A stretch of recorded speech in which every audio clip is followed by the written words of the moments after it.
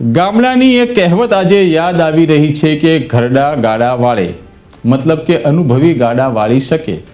પરંતુ અમારા પાટણમાં તો અનુભવીઓને જ પૂરા કરી દેવામાં આવ્યા છે. વાત પાટણ નગરપાલિકાની ભાજપની એ નો રિપીટ થિયરીની કરવી છે.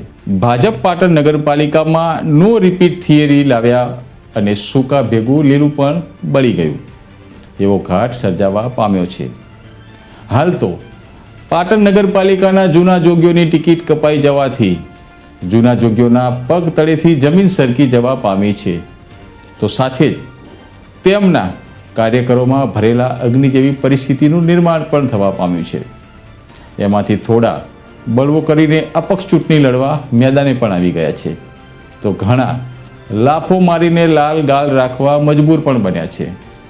તો ઘણા કોંગ્રેસમાંથી બળવો કરીને ભાજપમાં ગયેલા ઉમેદવારોની ટિકિટ કપાતા ના ઘરના કે ના ઘાટના રહ્યા હોય તેવી પરિસ્થિતિનું નિર્માણ પણ થવા પામ્યું છે.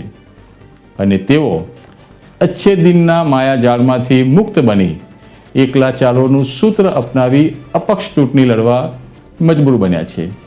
જો કે આ તમામ ઘટનાક્રમ વચ્ચે પાટણના શહેરીજનોને ઉઠા કેમ ભણાવવા અને ઉઠા ભણાવી કેવી રીતે જીતી જવું એની ફિરાકમાં હાલ તો મોટા ભાગના ઉમેદવારો લાગી ગયા છે. કારણ કે જો કોઈ એમ કહેતું હોય આ ઉમેદવારો પાટણની પ્રજાનું ભલું કરવા આવ્યા છે, તો આ ભૂલ ભરેલું છે. હશે બે ચાર ઉમેદવારો એવા પણ કે જેઓના આત્મા જાગતા હશે અને પાટણનું ભલું વિચારતા હશે.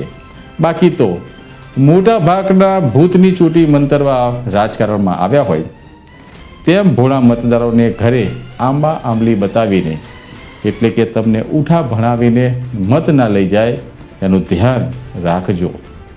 ઉમેદવારોનો ભૂતકાળ યાદ કરીને જ મત આપજો, એટલે 5 વર્ષ પછતાવું ના પડે એ યાદ રાખજો. અત્યારે બસ આટલું જ. નવા વિષય સાથે ફરી મળીશું. ત્યાં સુધી મને રજા આપશો. નમસ્કાર.